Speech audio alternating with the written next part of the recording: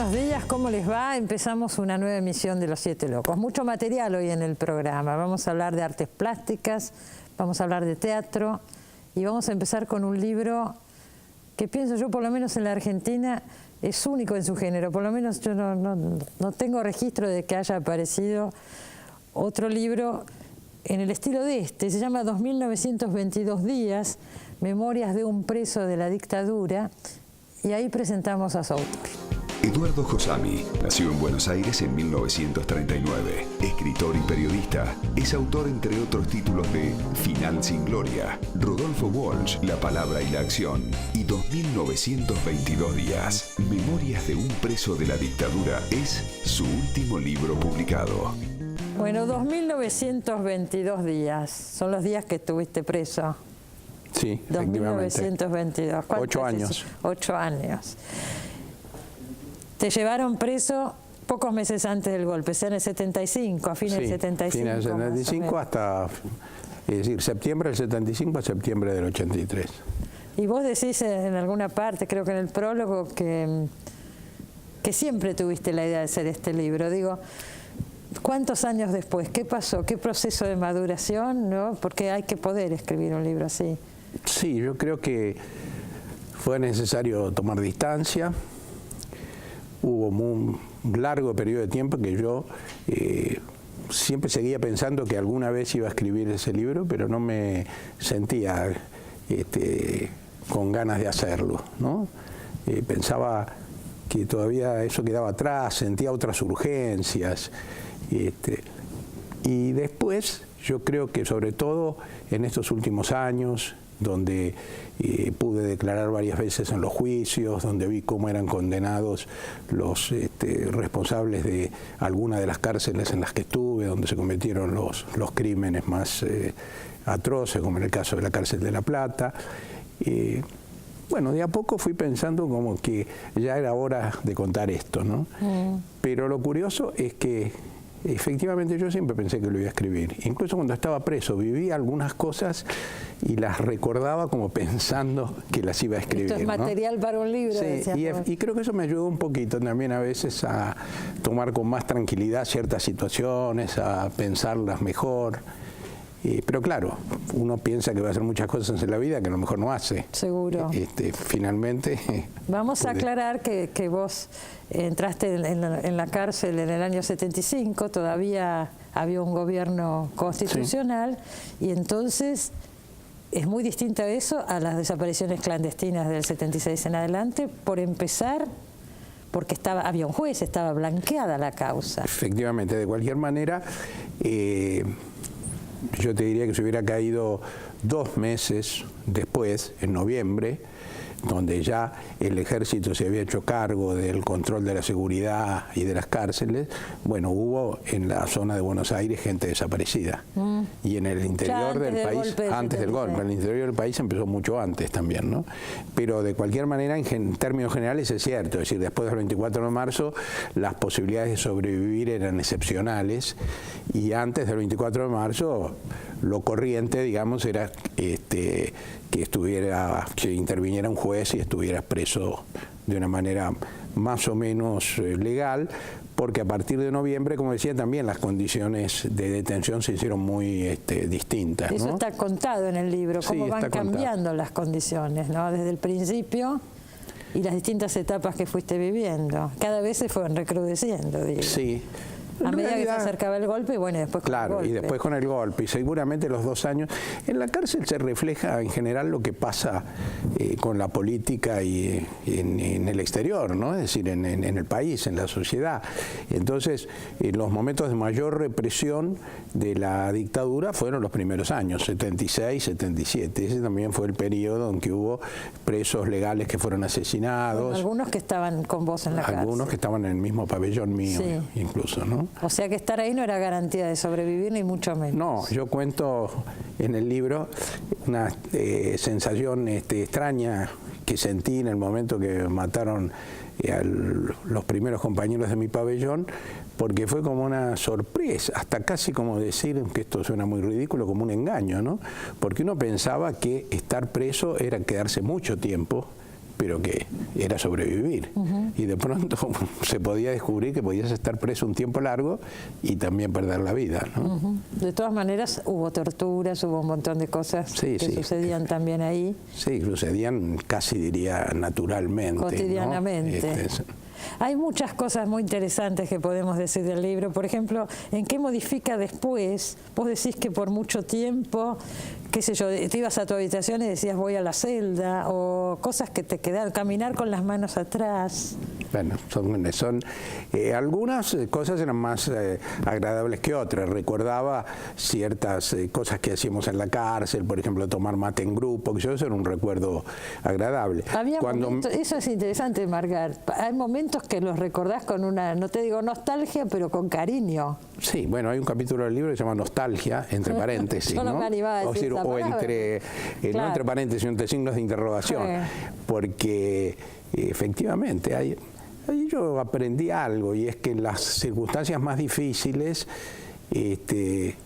bueno, el ser humano encuentra formas de sobrellevarla, y si está acompañado de otros encuentra también esas relaciones de solidaridad, de apoyo mutuo, de simpatía. Además eran militantes, entonces también había una idea, ¿no es cierto?, claro, de resistir y demás. Sí, yo creo que siempre es importante en la vida entender por qué uno le está pasando lo que le está pasando, aunque esto no implica de ninguna manera una justificación de las arbitrariedades a que nos sometían. Pero bueno, nosotros éramos militantes y había una dictadura que llevaba adelante una represión atroz, entonces no es que uno podía decir ¿por qué me tocó esto a mí?, ¿no? Entonces eso también, sí, evidentemente ayuda a sobrellevar mejor estas situaciones. Y además supongo tenés una preparación para ese tipo de situaciones. Sí, pero eso es más relativo, porque cómo se prepara uno para estas situaciones hasta que las vive no es fácil, ¿no? Pero hay una preparación. Sí, hay una preparación, uno se fortalece en sus convicciones. ¿Cómo resistir la tortura? Claro, ese tipo de cosas me refiero. Pero no hay yo sé que alguna gente alguna vez llegó hasta a pedir que le pusieran una picana para ver si la resistía o no. Eso es una tontería, porque en realidad a veces duele más, no ahora que han avanzado los métodos de los dentistas, pero hace unos años dolía más ir al dentista que recibir la picana eléctrica. ¿Verdad? Sí, pero lo que pasa es que es un contexto totalmente distinto. Uno al dentista sabe que puede correrle la mano y decirle que me voy. Última me voy. ¿No es cierto?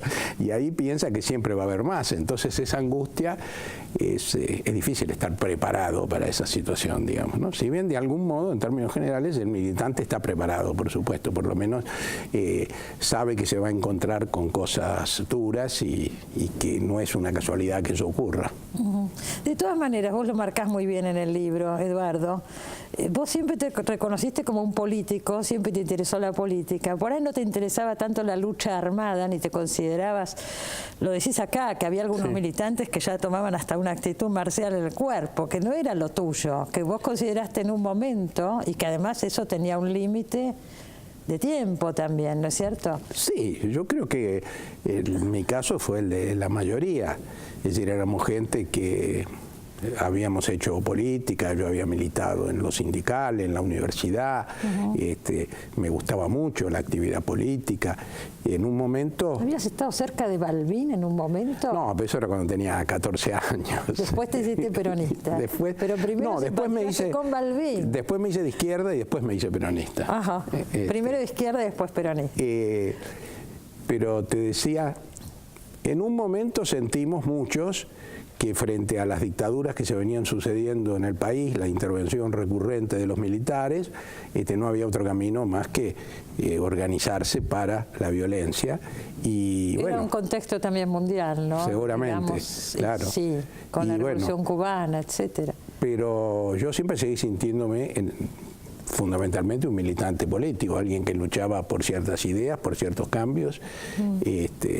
Y bueno, creo que la mayoría lo pensábamos así, aunque bueno... ¿Vos decís que la mayoría lo pensaba así? Bueno, por lo menos la mayoría de la gente con la que yo compartí mi militancia y la cárcel, sí. Claro. ¿No? Por cierto que hay situaciones donde hasta en medio de situaciones violentas, de represión, de enfrentamientos, bueno, obviamente lo militar, por así llamarle, pasa al primer plano. Pero me parece que había diálogo, discusión, reflexión como para pensar que, bueno, eso era lo que nos diferenciaba, creo, de la otra parte, ¿no? ¿Qué cosa? La reflexión, claro, el diálogo y el hecho de pensar de pensarse como militantes políticos, no simplemente como sujetos que ejercían una violencia, ¿no? ¿Vos cómo recordás hoy el periodo de los 70? Acá en el libro marqué algunas frases. Vos decís, bueno, que después se entendió que la lucha debía ser política y ya no lucha armada, y decís, no era poco de todas maneras lo que debíamos reprocharnos. ¿Qué reprochabas? ¿Vos mismo te reprochabas algo? No, yo creo que es fundamental que quienes tuvimos protagonismo en ese periodo y tenemos hoy la posibilidad de reflexionar y de hablar y de ser más o menos escuchados, me parece que es fundamental que hablemos de estas cosas. Sí. Yo me reprocho, me hago cargo de una experiencia colectiva. Es decir, como planteo yo en el libro, en diversos momentos yo tuve opiniones críticas, esas opiniones no fueron escuchadas, pero de cualquier manera yo pertenecía a ese proyecto político, en este caso el de los Montoneros. Entonces cuando hago crítica, bueno, me incluyo dentro de la crítica también hoy. Entonces, ¿cuál es esa crítica en lo fundamental? No haber comprendido plenamente lo que significaba el cambio político que se operó en 1973. Frente a la dictadura de Onganía, de Levingston, de Lanuse, me parecía que la lucha armada era absolutamente justificable. Creo que hubo tal vez demasiado apuro en volver a tomar las armas cuando la situación política se deterioró después de la muerte de Perón, con las 3A, López Rega, Isabel, y me parece que eso produjo un distanciamiento con la gente, con la base del peronismo y con otros sectores de la sociedad que habían visto con simpatía las luchas de la guerrilla antes del 73, y me parece que ese fue un error. Y eso tiene que ver con una cierta obsesión por sentirse partícipes de una guerra, ¿no? Y no ver que si bien la lucha en la Argentina, en ese contexto de intervenciones militares, tenía seguramente que adoptar formas de violencia política en algún momento, a largo plazo esto no era un país donde pudiéramos, digamos, desconocer o subestimar la importancia que tenía los sindicatos, los trabajadores, las luchas sociales. Es decir, había que buscar una solución más política, y me parece que en ese camino ahí se equivocó el camino, ¿no? De alguna manera respondiendo demasiado rápido la provocación a que nos sometieron las 3A y los sectores que querían obturar de algún modo el camino que se había abierto en el 73.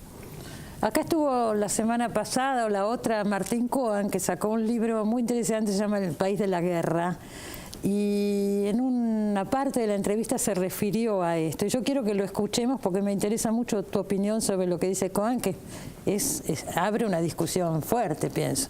Ahí lo vemos. Mira, lo que yo creo es que de alguna manera hemos quedado entrampados en la coartada de los represores, en un momento determinado por lo menos.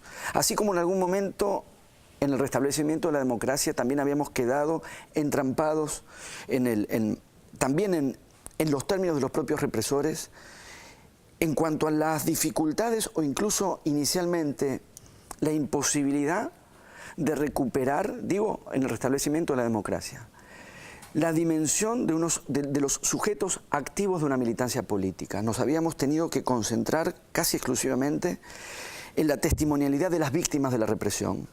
Y cuando digo que quedamos entrampados, me refiero a que en aquellos primeros años, cualquier recuperación de una memoria que no fuera la de la víctima pasiva de la represión, sino de un sujeto activo de la participación política y de la militancia, parecía necesariamente hacerle el juego a la coartada de los propios represores en cuanto a algo habrán hecho. Y hubo un largo periodo en el que quedamos entrampados en eso, hasta que realmente se logró recuperar esa memoria, que no fuese funcional a la coartada de los represores, que no fuese funcional al por algo fue o algo habrán hecho, y poder recuperar por la positiva una dimensión activa de participación y de militancia política. Creo que todavía queda pendiente, por eso hay conflicto y por eso hay tensión, y he tenido ya debates en distintos momentos por esta cuestión. El hecho de que los represores se hayan valido de la guerra otra vez como una coartada para un intento de justificación de esas aberraciones cometidas que no tienen ninguna justificación, ni aún bajo condiciones de guerra, me parece que produjo una especie de trampa semejante. No podíamos pensar en términos de guerra sin pensar que caíamos en el juego de los propios represores o suponer que cualquier mención a una instancia de guerra no iba sino a reforzar la así llamada teoría de los dos demonios. Sí. Y mi propósito en El País de la Guerra, en los 2 o 3 capítulos destinados a eso, el de Videla en un caso, pero también en el capítulo sobre Rodolfo Walsh y el relato que hace Walsh de la muerte de su hija Vicky, sí, apuntan a esto, a la idea de que en definitiva, al hacer a un lado la mención de la guerra, justamente para no caer en esta trampa, sí, también estábamos suprimiendo de nuestra propia memoria una dimensión para mí decisiva, que es que hubo una guerra revolucionaria en la Argentina. Hubo una guerra revolucionaria en la Argentina. Bueno, ¿qué decís, Eduardo, de esto? Bueno, me parece una reflexión interesante, como todas las cosas que he leído de Martín Coan, ¿no? Pero yo establecería una primera distinción. Él hace la crítica de lo que se llamó el periodo de los dos demonios, es decir, cuando no era fácil reivindicar a las víctimas de la dictadura en otra condición más que esa de víctimas, ¿no? Y se olvidaba que habían sido militantes políticos que habían luchado, en muchos casos con las armas en la mano. Él dice que eso daba pie al por algo ser algo, habrán hecho los militares. Y no es una casualidad que haya ocurrido eso.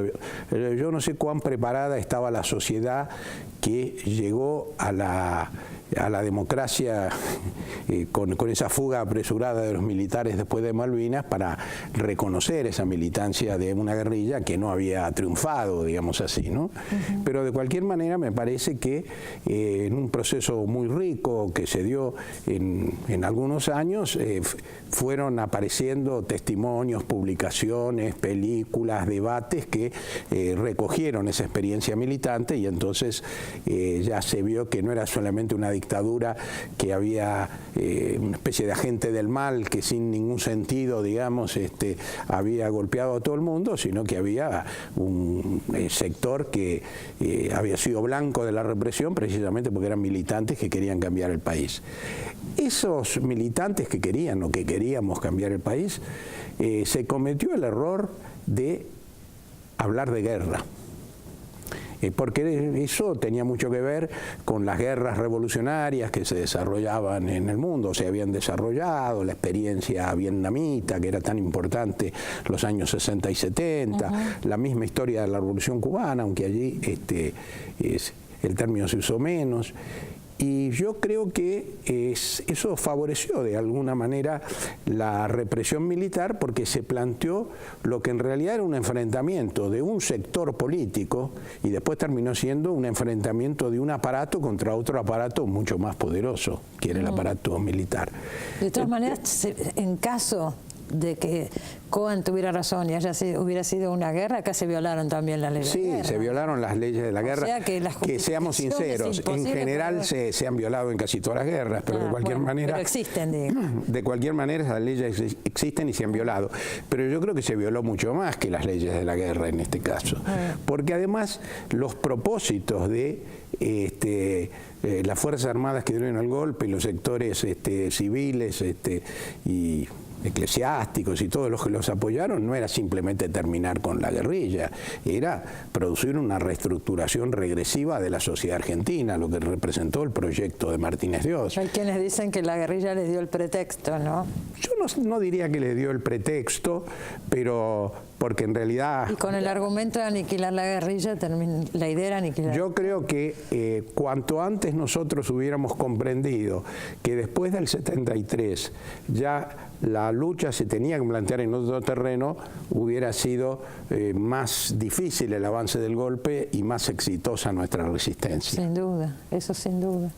Volviendo a vos y a tu libro, vos contás que la idea, a ver, ¿cuál era la idea adentro de la cárcel? No se podía luchar, pero sí se podía tratar de resistir y de que el tiempo pasara de alguna manera productiva.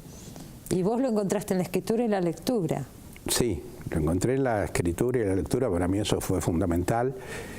Tuve bastante suerte porque hubo otros compañeros en cárceles distintas que pasaron larguísimos periodos sin lectura. La verdad que... ¿No les dejaban entrar libros? No, bueno, nunca era libre la entrada de libros, pero a veces permitían 3 libros por cada detenido, pero de cualquier manera en pabellones donde había, por ejemplo, 30 presos, 3 libros cada uno eran 90 y los intercambiábamos entre nosotros. Entonces ya... ¿Y vos eras el bibliotecario? Yo generalmente era el bibliotecario. Sí. Vos contás acá que cambió tu vida en tanto sentido, supongo, pero también en este sentido, que vos eras más de la acción y de militancia y qué sé yo, y la etapa tuya como escritor y como intelectual y profundo, de escribir libros, ideas, artículos, etcétera, y profundizar en los temas surge en estos años de la cárcel. Sí, sobre todo en relación con la escritura, porque yo había... tenía mucho interés en las ciencias sociales, era, podríamos decir en su momento, buen estudiante, después seguí alguna actividad de posgrado, era bastante lector, pero mi actividad política era mucho más práctica, era mucho más de asambleas, de reuniones. Cuando se escribía algo era algún manifiesto, alguna declaración, y no tenía la práctica de la escritura, a pesar de que, curiosamente, yo era periodista, trabajé bastante de periodista, entonces es un contrasentido decir que no tenía la práctica de escribir, pero quiero decir, no era un escritor. Claro. Porque yo creo que un escritor, bueno, vos sabés que hay tantas definiciones de lo que es un escritor, pero a mí me parece que es alguien que mira la realidad pensando como escritor, que ve que las experiencias que está viviendo, bueno, son el tema... ¿Cómo lo puedo contar? Claro, claro, ¿no? Sí. Y bueno, yo aprendí eso estando preso, ¿no? Y, bueno, y además aprovechaste para leer los clásicos, un montón de lecturas que por ahí no habías tenido tiempo. Sí, o que había leído siendo tan joven que ya no las recordaba. Yo creo que, por ejemplo, yo había leído a Balzac cuando tenía 15 años, 16 años, pero volví a leer todo eso. Leí libros que, como me decía alguien que me escribía a la cárcel, si no estuvieras preso no lo leerías, como La montaña mágica de Thomas Mann. Sí, ¿no? Se habla mucho acá de la montaña mágica. Pero también es notable esto que decís, vos recibías cartas, recibías visitas, tu madre, tu familia. Visitas. Es muy distinto a la situación de un desaparecido. Totalmente, pero incluso situaciones muy contradictorias, ¿no? Porque coexistía en el mismo lugar, en el mismo tiempo, un orden, digamos, carcelario que se adecuaba a los reglamentos, las visitas, el derecho que cada preso tenía a recibir cosas, correspondencia, etcétera, y al mismo tiempo la mayor brutalidad, porque de pronto ese preso no tenía visita porque estaba en el calabozo, porque le habían pegado de un modo que no lo podían presentar, porque ¿no? Entonces, eso se veía, por ejemplo, en los médicos, que cuando uno iba al médico era como ir al médico afuera, es decir, yo incluso hasta llegué me operaron en la cárcel y la verdad que creo que no lo hicieron mal, pero había algunos médicos que iban al calabozo y eran los que decidían si se le seguía pegando a un preso o no, por ejemplo. Por supuesto. ¿No? Entonces, hay una escena que es tremenda porque te están sacando una muela y lo empiezan a llamar al dentista para ir a jugar al fútbol. Larga eso y vení. Y el pobre Eduardo ahí con la boca, con la muela que no salía, es desesperante. Y ese es un recuerdo amable que me ha quedado porque el dentista se portó muy bien. Porque cumplió no su tarea hasta el final. Sí, se quedó. Hay otro episodio que es muy fuerte y muy conmovedor, es que mientras vos estás en la cárcel, en el año creo que 77, se la llevan a tu mujer, pero se la llevan, desaparece, va a la ESMA. Va a la ESMA, sí. Esa. Y vos te enterás estando preso. Me entero estando preso y la verdad que fue el momento más difícil de los 8 años, porque, bueno, es fácil explicarlo, ¿no? Sí. Yo estaba muy enamorado, pensaba que era muy difícil que volviera a aparecer y bueno, finalmente que Lila haya sobrevivido, creo que así como en su momento eso fue lo más complicado, creo que después fue, cuando yo recuerdo estos años, que obviamente los recuerdo como una experiencia muy dura, pero como si hubieran tenido, me da un poco hasta de vergüenza decirlo, porque muchos no tuvieron esa suerte, ¿no? Muchos de los que estaban presos conmigo tenían o su madre, o su hermano, o su mujer desaparecida. O sea, se dio en otras situaciones también. Sí. Bueno, calculá que en la cárcel de La Plata, que es donde se hicieron muchas denuncias por la muerte de presos políticos, hay 12 presos asesinados y 18 familiares. Tu mujer finalmente se va a México, logra salir y se va a México, y vos también viajás a México. Vos sos liberado en el 83. En el 83, poco antes de las elecciones. Ah, antes, porque vos tenías una condena, se cumplió la condena. Yo tenía una condena curiosa, creo que lo cuento en el libro. 2 fiscales pidieron una pena y el juez dio una pena mayor a la que pedían los fiscales. Más que lo que pedían los fiscales. Después pedí 3 veces la libertad condicional que me hubiera correspondido de acuerdo con la ley y me fueron negadas. Pero esa fue una pequeña picardía de la dictadura. Yo como periodista recibía muchos pedidos desde el exterior por mi libertad. Sí. Entonces levantaron la disposición que yo tenía, que estaba a disposición del Poder Ejecutivo, y contestaron que un juez estaba ocupándose de mí. Se lavaron las manos. Y eligieron un juez, porque fue de los jueces nombrados después del 24 de marzo, que era una garantía. Creo que si me hubiera juzgado alguno de los generales del proceso, no sé si hubiera sido tan fuerte la condena. Pero de todas maneras saliste antes de que asumiera Alfonsín. Antes de la elección incluso. Antes de las elecciones. Sí. ¿Estuviste en México y cuándo volvieron a la Argentina? En el 85. En realidad volvimos 2 veces antes, en el 84, para ver a la familia. Y la verdad que yo a veces pienso, ¿por qué no me quedé unos años más en México? Estaba haciendo un curso de posgrado interesantísimo, vivía en la Villa Olímpica, que era un lugar también muy bello. Muchos argentinos vivían ahí, ¿no?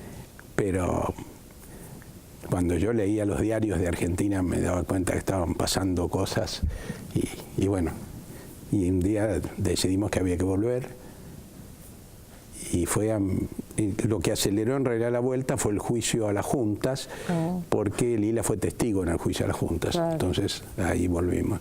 Ahí volvieron los dos. Sí. Bueno, Lila, tu mujer estuvo en la ESMA. Estuvo en la ESMA. Y vos hoy dirigís el Centro Cultural Arnoldo Conti, que está en la ESMA. Está en la ESMA, sí. ¿Qué te puedo decir?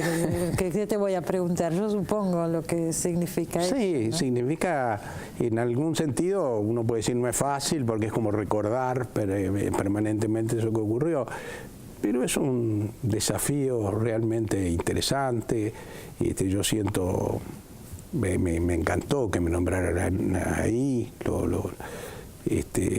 y además es un trabajo muy interesante, porque esta tarea de una cultura de la memoria, como decimos nosotros, de trabajar con el cine, con el teatro, con los libros, con las artes visuales y con la historia, bueno, es algo que...